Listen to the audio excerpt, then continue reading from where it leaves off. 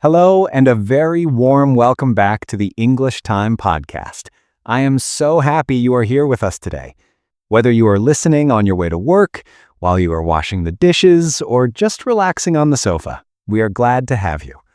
I'm Henry. And I'm Emma. Hello, everyone. It is such a pleasure to be hanging out with you all again. And Henry, it is great to see you, as always. You look very relaxed today. I feel relaxed, Emma. It's always the best part of my day, just sitting here and chatting with you. I feel exactly the same. It feels like catching up with an old friend. Exactly. And for our listeners joining us, that is really the heart of what we do here. Our goals are simple. We want to help you speak with confidence. We want to help solve those tricky speaking problems you might face in real life. And most importantly, we want to make English stress-free and sustainable. Absolutely. It should be sustainable. That means it's something you can keep doing day after day without burning out. And speaking of day after day, Henry, can you believe we are talking about 2026? Oh, don't remind me. Honestly, whenever I think about a new year or just the future in general, I get this mix of emotions. Oh, really? Like what? Well, part of me is excited, but a bigger part of me feels a little bit of pressure. That feeling of, I need to change everything. I need to be perfect. And then I just feel stuck. Wow. I think everyone listening right now can relate to that. I definitely can. It's that feeling of looking at a huge mountain and thinking, how am I ever going to climb that? Yes, that is exactly it. Well, that is actually what we are going to talk about today. We aren't just talking about English today. We're talking about how to actually change your life for the better in 2026. I love that. Because usually when we improve our lives, our English improves naturally too, right? Exactly. They go hand in hand. And to start, I want to share a story with you. It's a true story about a man named Logan. Oh, I love a good story. Who's Logan? So Logan was born with a condition called cerebral palsy. Can I just pause you there for a second? Cerebral palsy. That's a medical term, right? What does that mean for him? Great question. Cerebral palsy is a condition that affects your movement and your muscles. It makes it very difficult to control your body. So when Logan was born, the doctors looked at him, and then they looked at his parents, and they gave them some very bad news. Oh no, what did they say? They said, "This boy will never walk properly. He will never be able to function like a normal person." They basically put a limit on his life before it even started. That is terrible. It's like they decided his future for him. Right. And Emma, how would you feel if someone told you that? If an expert told you that? You will never do this. Honestly, I would probably believe them. I mean, they are the doctors. I would probably feel hopeless. Most people would. It's very natural to feel that way. But Logan, he did something different. He decided to refuse that idea. He decided that impossible was just an opinion, not a fact. I love that attitude. So, what happened?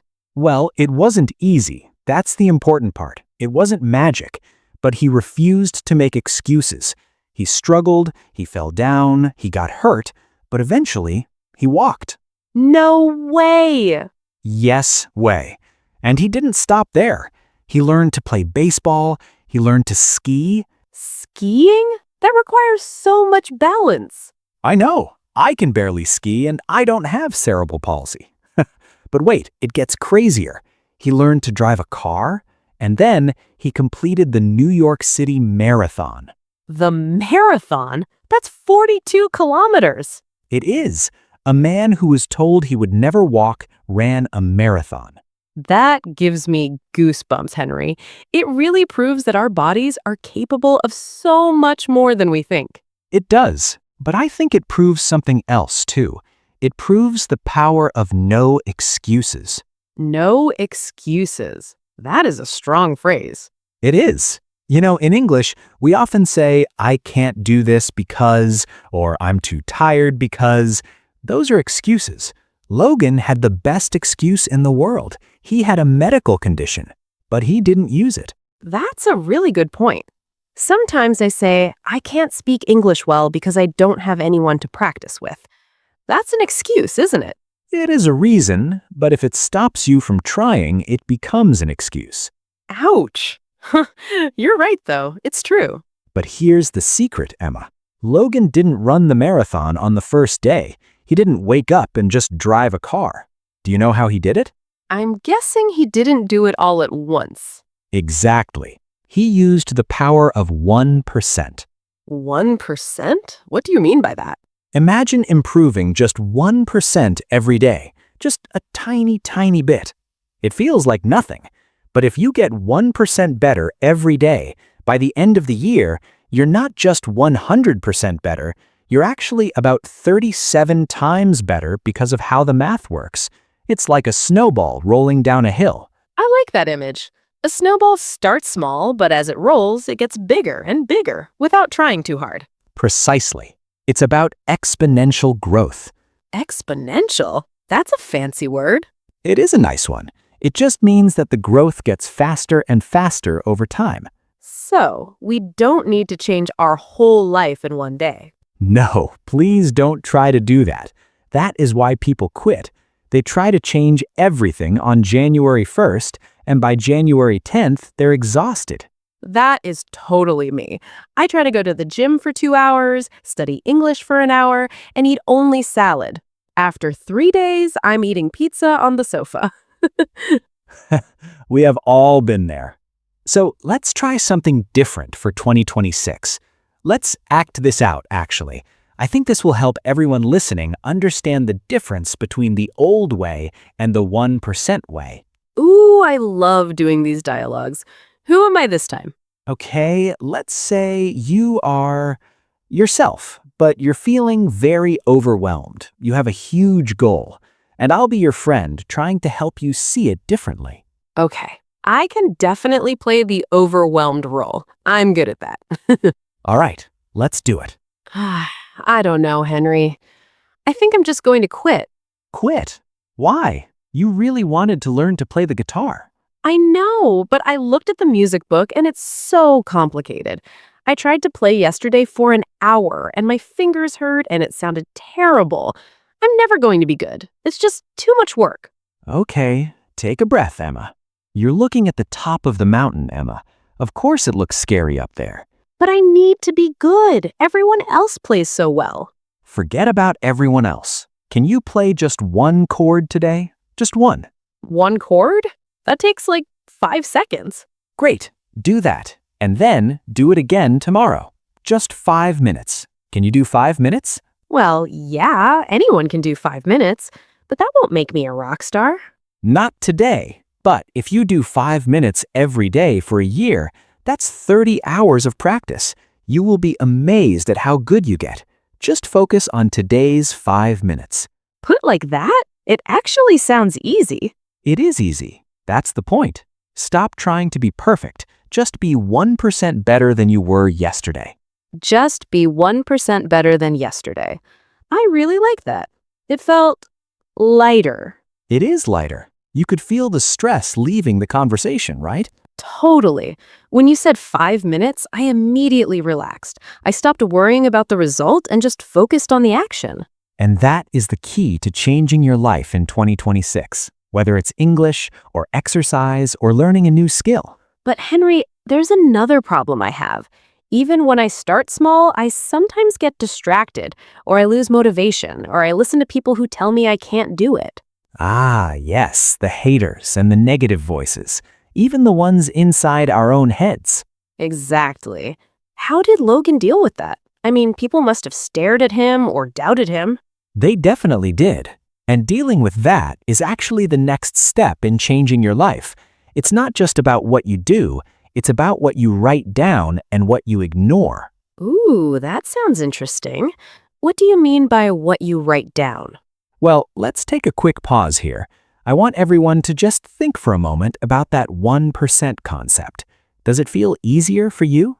I hope so. It certainly does for me. Good, because when we come back, we're going to talk about the specific tools you need to keep that 1% going even when things get tough. Welcome back. So, before the break, we were talking about Logan and the 1% rule. And I mentioned that there is a specific tool you need to make this happen. You said what you write down. Now, Henry, I have to confess something. Oh? What is it? I am obsessed with buying notebooks. I have blue ones, red ones, leather ones. I buy them, I feel very organized for 5 minutes, and then I put them on a shelf and never write in them. That is classic. I think we call that stationary addiction. You feel productive just because you bought the book. Exactly. It feels like I did the work, but I actually didn't do anything. Well, that is the trap. But here is why writing is actually magic. When a thought is just in your head, it's like smoke. It's cloudy. It changes shape. You can easily ignore it. That's true. I can tell myself I'm going to study English tomorrow. But if I don't write it down, tomorrow comes and I just forget. Precisely. But when you write it down, you make it real. You are taking something from your imagination and bringing it into the physical world.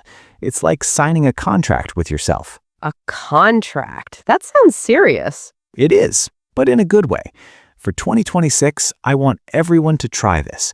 Don't just think, I want to be better. Write down, I will speak English for 10 minutes every morning at 8 a.m. Oh, I see the difference. The second one is specific. It has a time and an action. Yes, specificity creates clarity. Clarity, that's a great word. It means everything is clear and easy to see. When you have clarity, your brain knows exactly what to do. So we write down the goal, but then comes the hard part, doing it. Ah, the doing. This brings us back to confidence. You know, a lot of people think confidence is a feeling you have before you start. It isn't? I always wait until I feel confident before I try to speak to a stranger. And that is why you wait forever. I'm sorry to laugh, but it's the biggest lie we tell ourselves. We think, first I get confident, then I do the action. Right, that sounds logical. But actually, it is the opposite. First, you do the action, usually while you are scared and shaking, and then the confidence comes afterwards. Wow, okay, that flips everything upside down. Think about Logan again. Do you think he felt confident the first time he tried to stand up out of his wheelchair? No way. He was probably terrified. He was probably thinking, I'm gonna fall. Exactly, but he did it anyway. Real confidence comes from proving to yourself that you can do hard things. It doesn't come from sitting on the sofa thinking positive thoughts. It comes from action. Action cures fear. I heard that once. That is a perfect phrase. Action cures fear. But, and there is always a but, when you start taking action, something annoying happens. What? Do you get tired? Well, yes, but also the voices start. The voices? You mean like ghosts? No, not ghosts. I mean the negative voices. First, the voice inside your own head, the one that says, "Who do you think you are? You can't speak English. You sound silly." Ugh, I hate that voice. It's so mean. It's much meaner than any real person. It usually is. That's your inner critic. But then there are the outside voices, the doubters, the haters. Oh, dealing with other people is so hard, especially when you're trying to change your life. Sometimes family members or friends say, "Why are you working so hard? Just relax." Or if you post something online, random strangers might say something negative. Yeah, that hurts. It does hurt. We are human. But listen to this. People usually criticize you because your growth makes them uncomfortable about their own lives. Wait, really? So it's not about me? Usually, no. If they see you working hard, it reminds them that they are not working hard. So they try to pull you back down to their level. That makes so much sense. So how do we handle that, especially if it's someone we care about? You have to cultivate what I call selective hearing. Selective hearing, like pretending I'm deaf? Kind of. It means you choose what to listen to. If someone says, "You sound stupid," you delete that. That is trash. But if someone says, "Hey, I think you used the wrong verb there," that's helpful. Okay, distinguishing between hate and constructive criticism. Exactly. Let's act this out. This is a very common situation. Okay, I'm ready. I want you to play the role of someone who has decided to do something brave for 2026. Let's say you're going to post a video of yourself speaking English on social media. Oh, that is scary. Okay, I'll do it. And I'll be a friend who is being a bit negative. Not a bad person, just a doubter. Got it. Hey, Henry, I'm so excited. I finally posted my first English introduction video on Instagram today. Oh, really? You posted it? Like, for everyone to see? Yeah, I was nervous, but I promised myself I would do it. I don't know, Henry. Aren't you worried people will laugh at your accent? I mean, the internet can be pretty mean. Maybe you should wait until your English is perfect. I hear what you're saying, Henry, but I'm not doing it for them. I'm doing it for me. If I wait until I'm perfect, I'll never start. Well, I just don't want you to get embarrassed. It's okay if I make mistakes. That's how I learn. I'm actually really proud that I hit the post button. I guess that is pretty brave. I couldn't do it. You could if you wanted to, but for now, I'm just focusing on my own progress. Boom. Emma, that was perfect. It felt good to say that. I'm not doing it for them, I'm doing it for me. That is the magic sentence. Did you notice how you didn't get angry? You didn't fight me? No, I just explained my side and stayed calm. And you noticed what I said at the end. I couldn't do it. Yeah, you admitted you were scared. Exactly. The doubter revealed that he was the one with the fear, not you. That's so powerful. It is. So for 2026, when you write down your goals and start taking that 1% action, people might question you.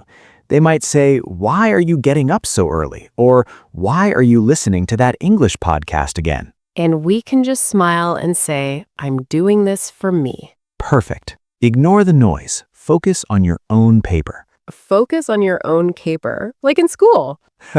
Yes, don't look at the other students, just look at your own test. Okay, Henry, so we have the no excuses mindset, we have the 1% action, we have writing it down and ignoring the haters. But I have one more question. Go for it. Sometimes, even if I do all these things, I just feel lost. Like I don't know if I'm actually getting anywhere. It feels like I'm walking in circles. That is a very real feeling. The plateau, the feeling that nothing is happening. Yes, the plateau. It's so frustrating. Well, don't worry, because in the final part of our chat today, we are going to talk about how to break through that feeling and how to make sure 2026 is actually the year you look back on and say, "Wow, I really did it." I can't wait. Stick around, everyone. We'll be right back. Welcome back, everyone. We are in the home stretch now. The home stretch. I love that phrase.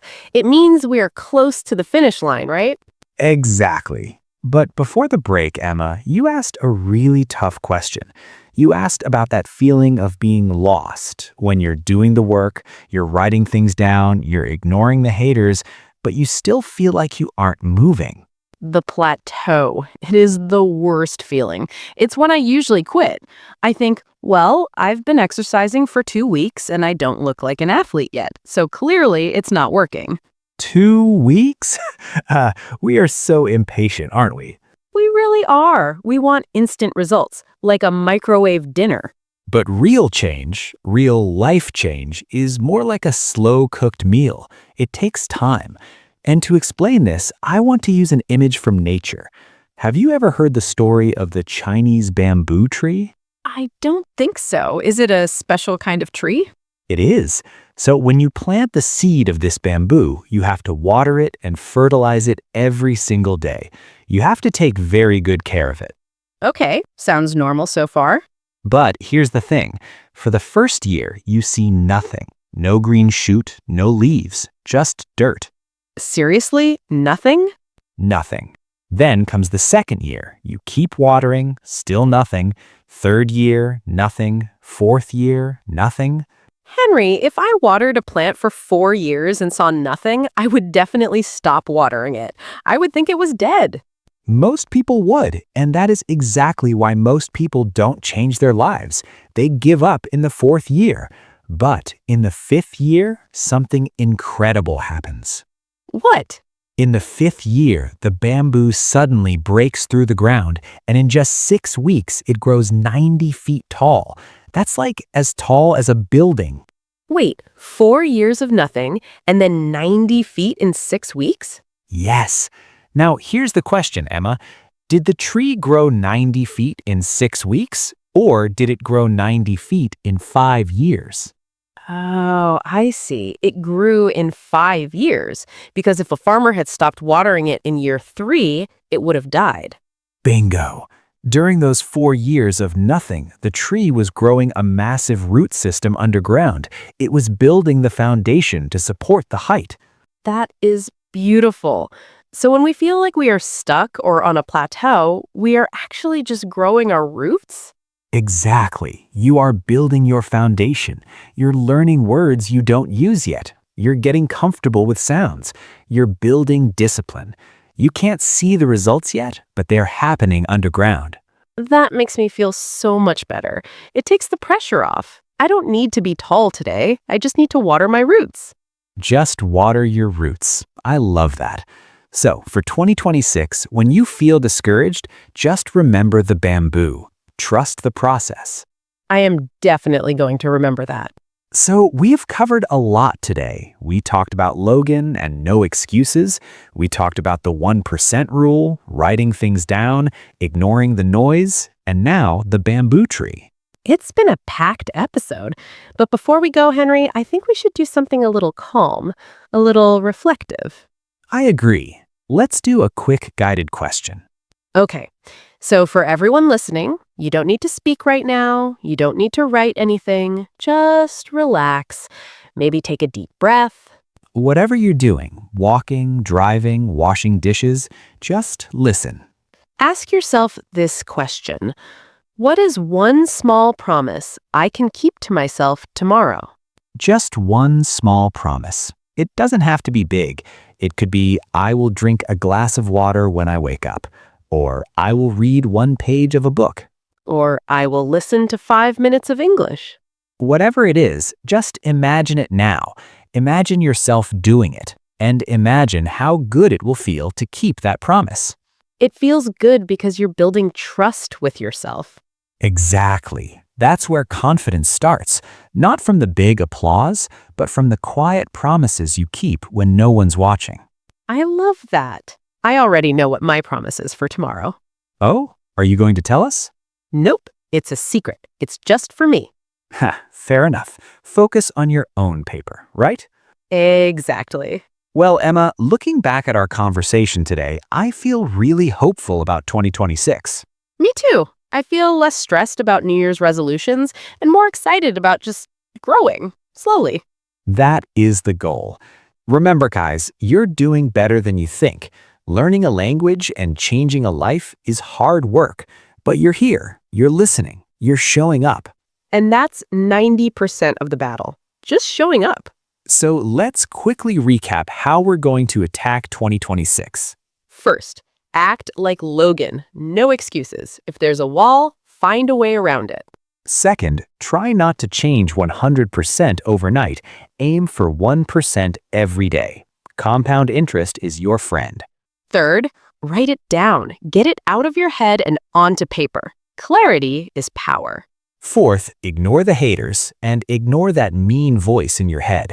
You're doing this for you, not them. And finally, be the bamboo. Be patient. Trust that your roots are growing even when you can't see the leaves yet. Perfect summary. If you do those 5 things, 2026 is going to be your best year yet. I guarantee it. I believe it too. Well, friends, we have reached the end of our time together today. I just want to say a huge, sincere thank you for hanging out with us until the very end. Yes, thank you so much.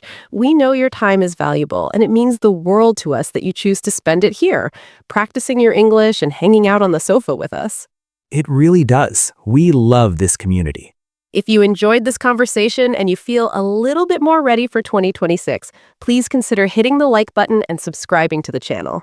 And maybe share this with a friend who's also learning English or trying to change their life.